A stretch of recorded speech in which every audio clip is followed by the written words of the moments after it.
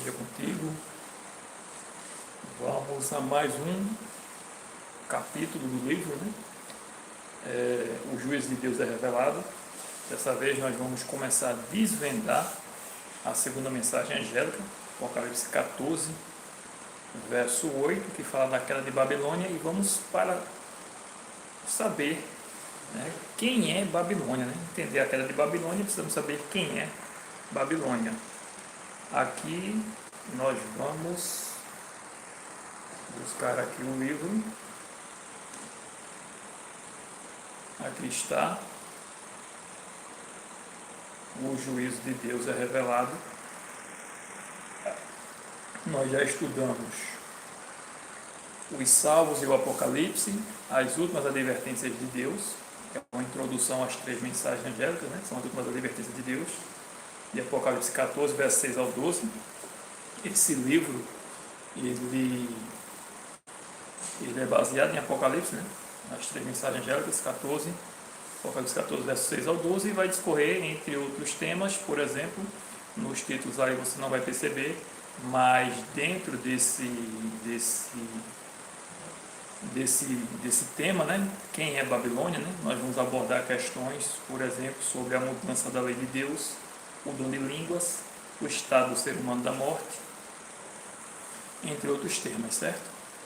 Então esse é o tema 7, é apenas a primeira parte de desvendando quem é Babilônia. Nisso, nós vamos discorrer do capítulo 7 até o capítulo 12, né? Como diz o ditado, é muita água para rolar ainda debaixo da ponte. Então, antes de iniciarmos, eu quero dizer também que, se você quiser adquirir o livro, é só entrar em contato conosco através do nosso WhatsApp, certo? 9581 código 9500 3391 código, aí você coloca o 9500 3396, né?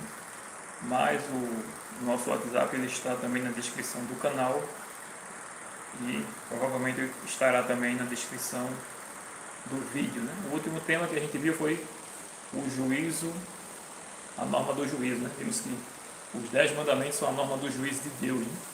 Os 10 mandamentos ele já estava escrito há muito tempo, lá no Santuário Celestial. Você pegar Êxodo capítulo 24, verso 12, você vai ver que Deus já havia escrito os mandamentos antes de entregar as tábuas a Moisés. Para iniciar o nosso estudo, nós vamos, como sempre, orar. Bendito Deus e Pai que estás nos céus, mais uma vez, Senhor, invocamos a Tua presença, desta vez, para mais um estudo da Tua palavra, Senhor. Conduz esse estudo, que tudo aqui seja para a Tua honra e glória, que seja aqui revelador, dá-me discernimento espiritual. Concede, Senhor, Teu Espírito Santo, em nome de Jesus. Amém. Então veja, o texto-chave é exatamente o verso 8, né, que inicia a segunda mensagem. Apocalipse 14, verso 8. Seguiu-se outro anjo, o segundo, dizendo: Caiu a grande Babilônia, que tem dado a beber a todas as nações do vinho da fúria da sua prostituição. E aí esse capítulo começa fazendo um resumo, ou relembrando temas abordados anteriormente. Por exemplo, os capítulos 3, 4 e 5 e 6, né, 3, 4, 5 e 6 deste livro foram dedicados à primeira mensagem, né, que se encontra em Apocalipse 14, versos 6 e 7, que chama a humanidade para o arrependimento, adorando apenas o Deus verdadeiro, pois chegou a hora do seu juízo. Vimos que a salvação é unicamente obtida pelos méritos do Senhor Jesus Cristo e que a norma do juízo divino é a sua santa lei. Lei essa que foi atacada por um poder civil-religioso que tentou a mudança da lei. Esse poder é também conhecido no Apocalipse como Babilônia. E vamos ver, a partir do capítulo 10, como foi esse ataque à lei de Deus. O verso em destaque é a segunda mensagem angélica. E embora use o verbo no passado, né, caiu a grande Babilônia, ela aponta para uma mensagem futura, já que não está falando da antiga Babilônia dos caldeus, pois essa já estava caída. Mas a mensagem aponta para a Babilônia espiritual e deve ser pregada juntamente com a primeira mensagem. A segunda mensagem acompanha a primeira.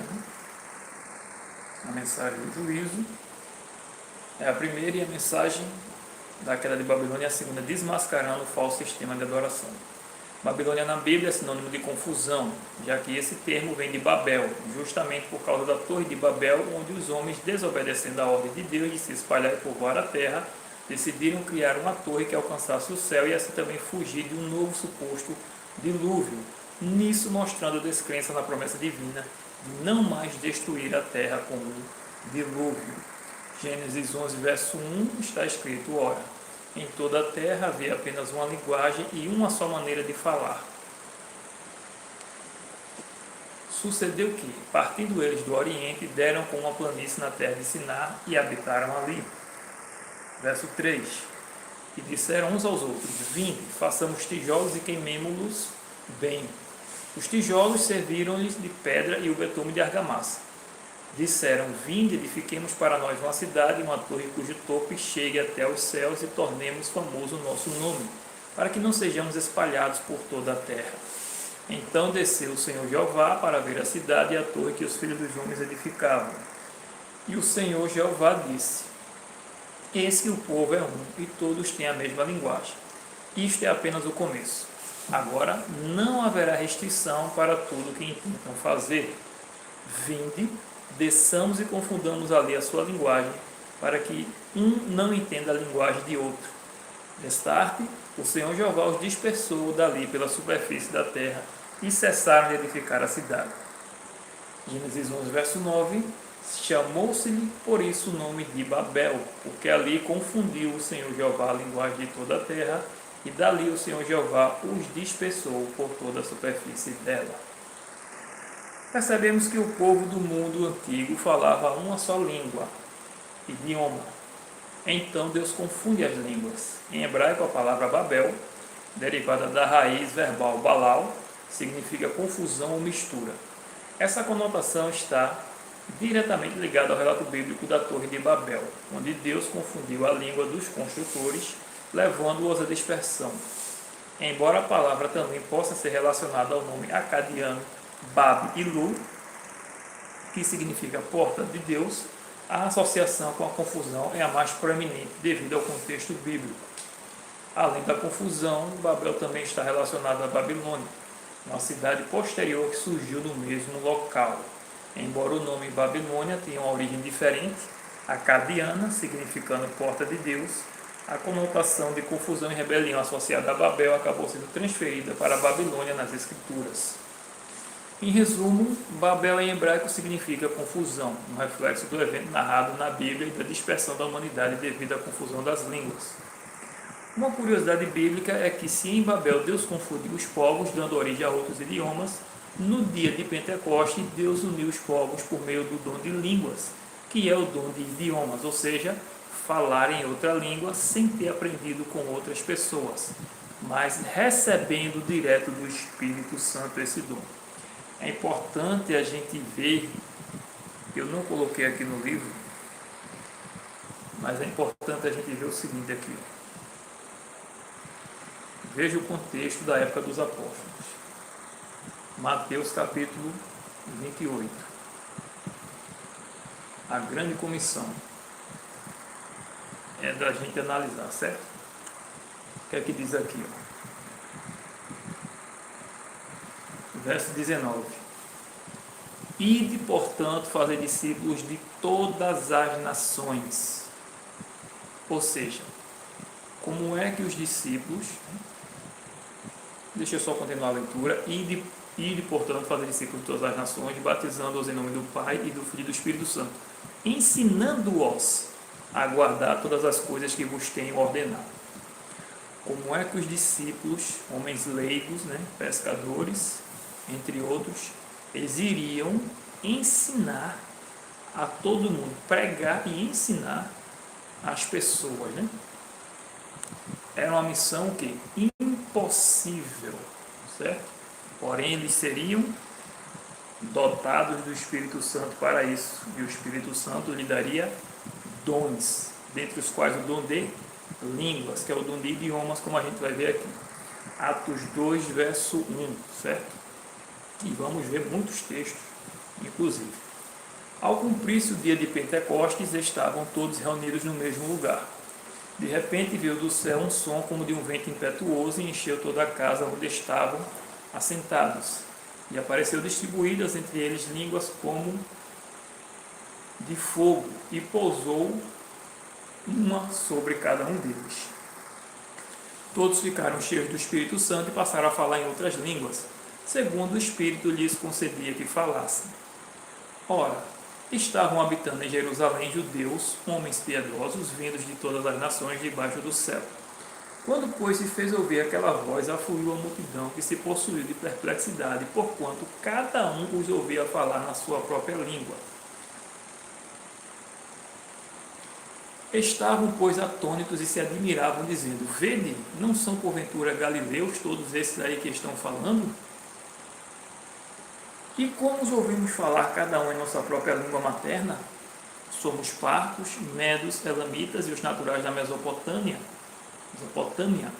Judéia, Capadócia, Ponto e Ásia, da Frígia, da Panfilha, do Egito e das regiões da Líbia, nas imediações de Cirene, e romanos que aqui residem, tanto judeus como prosélitos, cretenses e arábios. Como os ouvimos falar em nossas próprias línguas as grandezas de Deus?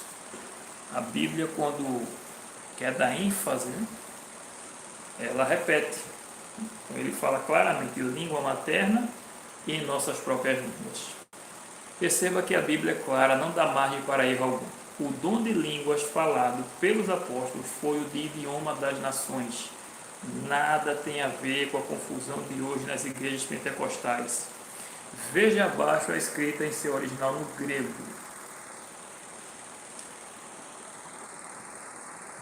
E aí eu vou ler a segunda parte, a segunda estrofe.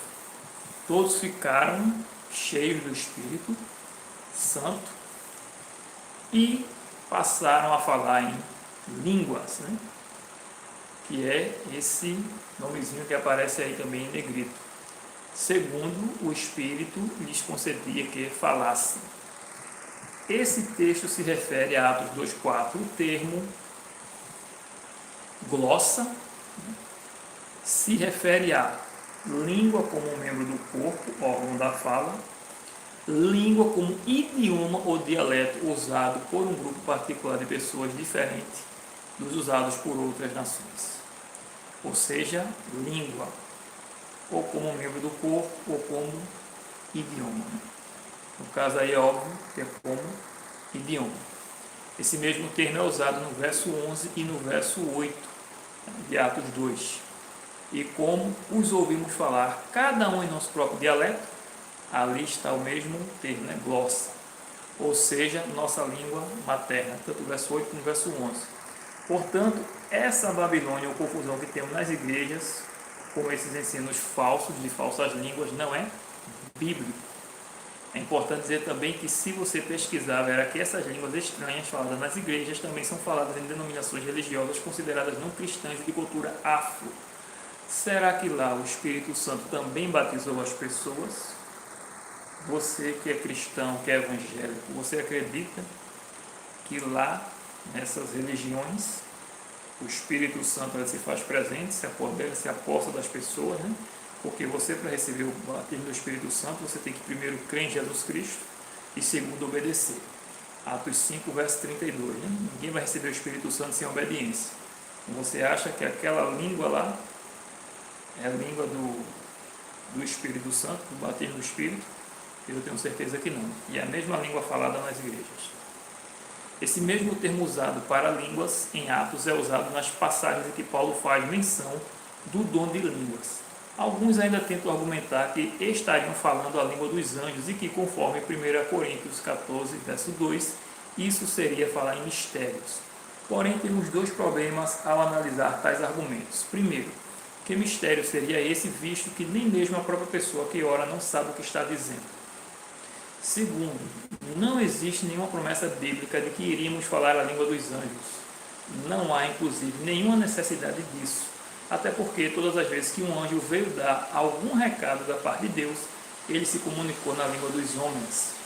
Portanto, não existe nenhuma base bíblica para esse suposto dom de línguas falado nas igrejas hoje. Outra coisa, se na tua Bíblia estiver a expressão línguas estranhas, saiba que a palavra estranhas foi ali acrescentada pelo tradutor. Portanto, não existe nos originais. Para findar esse assunto, deixo o texto abaixo. 1 Coríntios 14, verso 9. Assim vós, se com a língua não disserdes palavra compreensível, como se entenderia o que dizeis? Porque estareis como se falasseis ao ar. Há, sem dúvida, muitos tipos de vozes no mundo, nenhum deles, contudo, sem sentido. Então, esse dom de línguas incompreensível que é falado nas igrejas, sem sentido algum, não é bíblico. Os versos aqui são claros. Tem muito que se falar também sobre esse assunto, né? Mas eu creio que aqui, né, se torna o suficiente no momento. E se porventura ficar ainda alguma dúvida, né, pode entrar em contato comigo através do WhatsApp, nos comentários abaixo, e a gente pode estudar mais profundamente também sobre esse tema. Mas eu creio que isso aí já é o necessário, certo? Alguns, por exemplo, eles querem usar a visão de Atos, né, que Pedro teve para dizer que Deus permitiu, né? Só que Pedro ali não era para comer animal impuro, né? Ali estava uma mistura de animal puro com animal imundo, que tornava o animal puro como animal comum, né? E Pedro disse, nunca comi. Aliás, não, estou confundindo. Eu estou confundindo com a questão da alimentação. Perdoe-me, certo? Não tem nada a ver com aquela passagem com o dom de línguas. Mas na questão da alimentação também, né? Que eles dizem ali que fala de Atos, né? Você vai ver que Pedro disse que nunca comeu e nem na visão Pedro vai comer, né? Pedro não come, né? E o próprio Pedro explica a visão que se trata realmente de acepção de pessoas. E esse tema de saúde também, a gente vai tratar aqui também num desses capítulos falando de Babilônia. Então veja, não existe nenhum respaldo bíblico para essa confusão de línguas que é falada nas igrejas, certo? Quem dera, no entanto, que a confusão Babilônia religiosa hoje fosse apenas com relação ao dom de línguas. Mas existe algo mais grave ainda, uma confusão religiosa sem precedentes que tem uma mãe, Babilônia. É dessa Babilônia que a Bíblia diverte. Por que é tão importante sabermos isso? Para não sermos cúmplices de seus pecados e participarmos de seu castigo. Como diz Apocalipse 18, verso 4, diz, sai dela, povo meu, para que não seja cúmplice de seus pecados e não perceba também os seus flagelos. Apocalipse 14, verso 8, que é o nosso verso áureo, seguiu-se outro anjo, o segundo, dizendo, caiu a grande Babilônia, que tem dado a beber a todas as nações do vinho da fúria da sua prostituição. Babilônia é um símbolo que a Bíblia usa para se referir à igreja-mãe, a mãe das abominações, e essa mãe tem suas filhas. Babilônia representa todo o falso sistema de adoração. A religião verdadeira está fundamentada em Cristo, no que Ele é, no que Ele fez e faz por nós. Qualquer religião que não pregue a adoração unicamente a Deus e a observância aos seus mandamentos é uma religião falsa. Além de ser falsa, ela é um poder perseguidor. Ela se diz ter a jurisdição espiritual universal, só a salvação na igreja, e exige submissão sob pena de sofrer dores e castigos. Hoje o mundo está bebendo do vinho da sua prostituição, mas ela será desmascarada e cairá assim como caiu a Babilônia antiga. Vamos ver agora na Bíblia quem é Babilônia. Para começar, a Bíblia nos dá uma pista sobre quem seria, ou no caso, quem é Babilônia. 1 Pedro capítulo 5, verso 13. Aquela igreja que se encontra em Babilônia, também eleita, vos saúda, como igualmente meu filho Marcos. Uma observação é que a palavra igreja, entre parênteses, eu acrescentei para ficar mais fácil o entendimento, certo? Aqui o apóstolo Pedro usa um código para se referir à cidade de Roma. Por que ele fez isso? Naquela época havia uma perseguição contra a igreja. O próprio Pedro escapou da morte certa vez. Então a igreja se reunia nas casas por conta da perseguição do Império Romano. Nesse caso, ele se refere à igreja que estava em Roma e já identificava Roma como Babilônia, já que também em Roma, assim como na Babilônia antiga, não adoravam a Jeová, mas a falsos deuses, inclusive ao Deus Sol, que também era adorado pelos babilônios. Será então que Babilônia seria a antiga cidade de Roma? A resposta é não. Por que não? Porque a mensagem de Apocalipse 14 se refere ao fim dos tempos, se refere a dias que antecedem o decreto da marca da besta e, consequentemente, a volta de Jesus. Antes de lermos os próximos textos bíblicos, já queremos adiantar que Babilônia se situa em Roma. Ela é um poder religioso e também civil. Ela é uma igreja e também uma cidade. Babilônia tem seu próprio santuário, um sacerdócio humano e sua própria lei, assim como Jeová, o Deus verdadeiro, tem o seu santuário, Cristo no sacerdócio e sua própria lei, os 10 mandamentos. Apocalipse 17, verso 1, veio um dos 7 anjos que tem as 7 taças e falou comigo dizendo, vem, mostrar-te-ei o julgamento da grande meretriz que se acha sentada sobre muitas águas, com quem se prostituíram os reis da terra, e com o vinho de sua devassidão foi que se embebedaram os que habitam na terra. O apóstolo João agora é chamado pelo anjo para contemplar o julgamento de uma mulher, a qual é chamada de grande meretriz e que está sentada sobre muitas águas. Na Bíblia, em especial nas profecias, mulher é símbolo para a igreja, e nesse caso para uma igreja prostituta, pois que ao contrário da mulher pura de Apocalipse 12, essa mulher abandonou a fé verdadeira, se prestigiando com outros deuses e ensinando heresias para o mundo inteiro. Na verdade, é se prostituindo, né? Eu revisei o livro, né? Mas terminou falhando essa parte. Ela está sentada sobre muitas águas, o que significa que está numa região bastante povoada.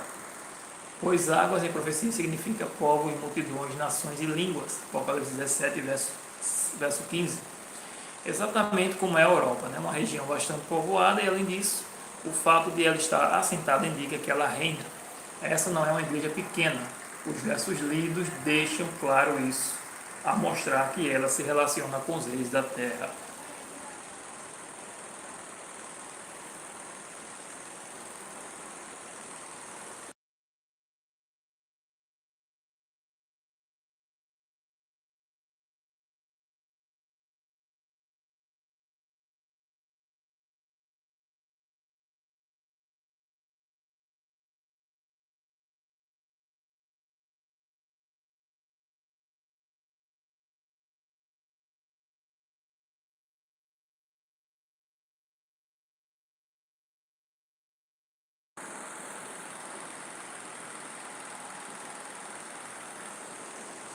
Vamos lá, né? Temos um probleminha.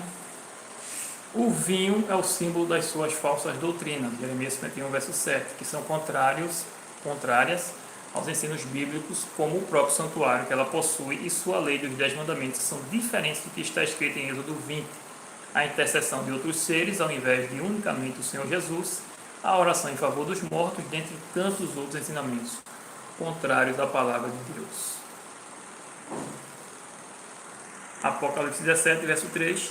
Transportou-me o anjo em espírito a um deserto e vi uma mulher montada numa besta escarlate, besta repleta de nomes de blasfêmia, com 7 cabeças e 10 chifres. Agora chegamos ao julgamento dessa grande meretriz, que além de estar reinando sobre muitas águas, sobre muitas pessoas, é carregada por uma besta, animal em profecia, é símbolo de reinos, de um poder que pode ser civil, religioso ou espiritual. Daniel 7, versos 7, 17 e 23. A identidade correta dessa besta é tema amplo para discussão. Eu acredito, porém, que seja o próprio Satanás. As características do dragão de Apocalipse 12 são as mesmas dessa besta. Ambos têm as mesmas cores, possuem 7 cabeças e 10 chifres cada. Aqui em Apocalipse 17, a besta carrega a mulher que reina sobre muitas águas. Em Apocalipse 13, é o dragão quem dá à besta, leopardo, seu poder, seu trono e grande autoridade. Além das demais características que são dadas nos versos seguintes de Apocalipse 17, como o verso 3, o verso 8 e o verso 11. O verso 3 diz o seguinte: transportou-me o anjo em espírito a um deserto e vi uma mulher montada numa besta escarlate, besta repleta de nomes de blasfêmias, com 7 cabeças e 10 chifres. O texto que a gente acabou de ler. Verso 8: a besta que viste era e não é, e está para emergir do abismo e caminha para a destruição. E aqueles que habitam sobre a terra, cujos nomes não foram escritos no livro da vida desde a fundação do mundo, se admirarão vendo a besta que era e não é, mas aparecerá. E a besta que era e não é, também é ele o 8º rei, e procede dos sete e caminha para a destruição.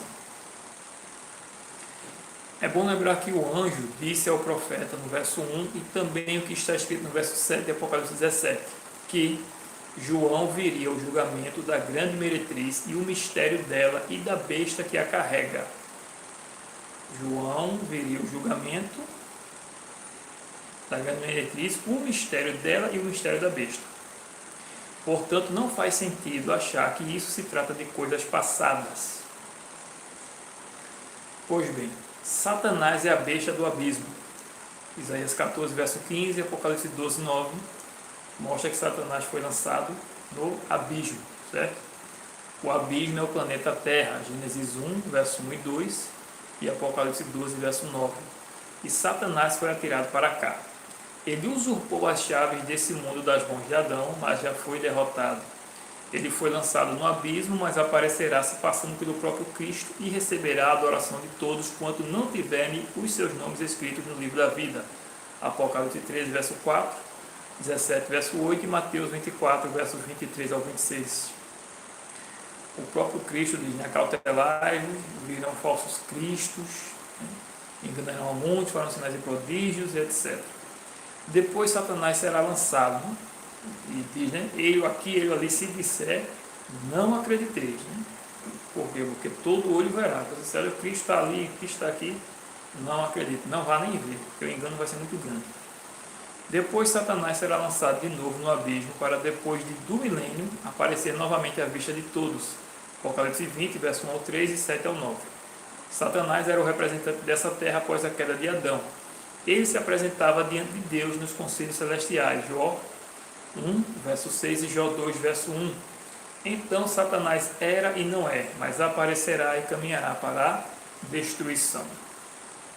Apocalipse 17, verso 4 e 5, achava-se a mulher vestida de púrpura e de escarlata, adornada de ouro, de pedras preciosas e de pérolas, tendo na mão um cálice de ouro transbordante de abominações e com as imundícias da sua prostituição.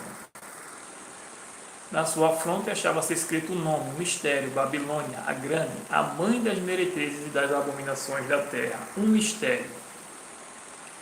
Qual é esse mistério? É Babilônia, a grande meretriz, a mãe das meretrizes e das abominações da terra. Ela aparece à vista de todos como uma dama pura, vestida de branco, porém ela é uma prostituta que ama a luxúria e quer adoração para si mesma. Apresenta-se com um manto falso de justiça. Eis o mistério, é uma meretriz e não uma mulher pura. É interessante notar que a profecia, embora seja simbólica, ela tem sua literalidade até no simbolismo. Por exemplo, ao falar do cálice de ouro transbordante de abominações e imundícias, o vinho da sua prostituição. Qual a religião ou igreja vem à tua mente quando você pensa em um líder religioso que levanta uma taça de ouro à vista de todos? Quem é que vai lá naquela basílica de São Pedro e ali, de uma multidão, ergue uma taça de ouro? Quem faz isso? Apocalipse 17, verso 9. Aqui está o sentido, que tem sabedoria. As 7 cabeças são 7 montes nos quais a mulher está sentada. São também 7 reis. Aqui temos a localização geográfica da meretriz. A mulher reina entre 7 montes. Qual a cidade do mundo é conhecida pela cidade das 7 colinas? Exatamente, Roma. Alguns podem até comentar que outras cidades do mundo são conhecidas por cidade das 7 colinas. Porém, esse verso não se aplica a nenhuma outra cidade a não ser Roma. por todo o contexto bíblico do Apocalipse, deste capítulo e em especial e de todas as características que nos é dada aqui. O anjo vai mostrar o julgamento da meretriz e explicar o mistério. São coisas relacionadas aos últimos dias e não ao passado. Babilônia é uma igreja grande, mãe das demais igrejas que se relaciona com os reis da terra, dentre tantas outras coisas, e o apóstolo Pedro identifica Roma como Babilônia. O verso 18 de Apocalipse 17 nos mostra ainda que, além de ser uma igreja, essa mulher é uma cidade. A Igreja Católica Apostólica Romana se enquadra perfeitamente na profecia. Ela é a mãe das igrejas protestantes que lhe obedecem, seguindo seus ensinos, tais como a Guarda do Domingo, que é uma instituição católica do ano 364 no Concílio de Laodiceia, no lugar do sábado bíblico. Sua sede, o Vaticano, está situada em Roma. O Vaticano é o menor país do mundo e o Papa é o seu rei. Os chefes de Estado do mundo inteiro, presidentes, primeiros ministros, etc., sempre vão a Roma para receber a bênção papal. Agora vamos ver ao menos mais um texto que prova que Babilônia é a igreja de Roma. Apocalipse 17, verso 6. Então vi a mulher embriagada com o sangue dos santos e com o sangue das testemunhas de Jesus. E quando a vi, admirei-me com grande espanto. O capítulo 17 de Apocalipse, até o verso 11 pelo menos, fala de dois personagens, a mulher e a besta que carrega a mulher. O contexto do capítulo é o julgamento da mulher. Em Apocalipse 14 é dito sobre a queda de Babilônia e o capítulo 17 identifica quem é Babilônia. João se admira ao ver que a igreja perseguiu o povo santo de Deus e o matou. Ele vê uma mulher pura no capítulo 12, mas agora se depara com uma mulher corrompida, sem o brilho de Cristo e embriagada com o sangue dos santos. Na Idade Média, a igreja de Roma dominou o mundo. Era a igreja que quem escolhia e removia os reis. Somente por um poder sobrenatural, a instituição religiosa obteria tanto poder que, no caso de Roma, foi o poder de Satanás. Apocalipse 13, verso 2, 4 e 17, verso 3. Aproximadamente no período do ano 538 até 1798, a igreja de Roma dominou o mundo e perseguiu e matou quem ousava desafiá-la. Dentro desse período ocorreu a chamada Santa Inquisição, que torturou e ceifou a vida de muita gente. Homens, na representação dos papas e prelados católicos, diabólicos, fizeram as mais terríveis crueldades sem nenhum escrúpulo. A Bíblia já profetizava sobre isso em Daniel 7:25 e em Apocalipse 12, versos 6 e 14 e Apocalipse 13, verso 5. A Bíblia mostra um período de perseguição de 3 anos e meio, levando em conta que cada mês no calendário judaico tinha 30 dias, então somados dariam 1.260 dias ou 42 meses, ou mesmo um tempo, 2 terços e metade de um tempo, considerando que tempo em profecia é igual a geral. Daniel 11, verso 13. Considerando que cada dia na profecia equivale a um ano, Números 14, verso 34, então seria um tempo de 1.260 anos, o que dá o período mencionado acima, do ano 538 ao ano 1798. Esses períodos de tempo de Daniel e Apocalipse são os mesmos períodos, pois não houve nenhum outro período de perseguição de 1.260 anos na história. No ano 538 passou a vigorar o decreto do imperador Justiniano, que proclamou o Papa como cabeça de todas as igrejas, sendo o Papa um líder religioso e também civil. Esse período se estendeu até 1798, quando o Papa Pio VI foi preso pelo general Berthier, a mando de Napoleão, pondo assim fim ao reinado e à supremacia papal. É importante dizer que os católicos de hoje nada têm a ver com o que a igreja fez no passado. Inclusive, a Igreja Católica é a maior denominação cristã do mundo, além de ter no seu corpo de membros talvez a maioria dos verdadeiros filhos de Deus. Embora sigam uma igreja que tem ensinos contrários aos ensinos bíblicos, eles são sinceros no que aprenderam. Porém, a Bíblia revela que a história vai se repetir e a igreja de Roma vai dominar o mundo novamente. Nisso existe um chamado para o povo de Deus que ainda se encontra em Babilônia. Retirai-vos dela, povo meu. Este é um chamado tanto para quem se encontra na mãe, como para quem se encontra nas filhas. No próximo capítulo abordaremos mais sobre Babilônia e suas ações contra a lei de Deus. E aí será o capítulo 8, quem é Babilônia, parte 2. Senhor nosso Deus, nosso Pai, obrigado, meu Deus, por mais um estudo da Tua Palavra, esclarecedor, Senhor, nos mostrando a verdade que tem ocorrido, Senhor, ao longo dos séculos, Senhor, essa distorção terrível que fazem, Senhor, da Tua Palavra, ensinando preceitos, ensinando tradições, ensinando mandamentos, Senhor, que são humanos e contrários à Tua Palavra. Tem misericórdia de nós, nos abençoa aqueles que se encontram, Senhor, nessas denominações, Senhor, que não levam a sério a Tua Palavra e exaltam o homem, Senhor, no lugar do Criador. Tem misericórdia, que elas ouçam a Tua voz, Senhor, e possam fazer parte do Teu rebanho, um só pastor. Te agradecemos e Te pedimos, Senhor, perdoa nossos pecados e batiza-nos com o Teu Espírito Santo. Te agradecemos e Te pedimos em nome de Jesus. Amém. Que Deus te abençoe, que Deus seja louvado, que você curta o vídeo e que você compartilhe para que mais e mais pessoas possam aprender mais da palavra de Deus. Deus te abençoe em nome de Jesus. Amém.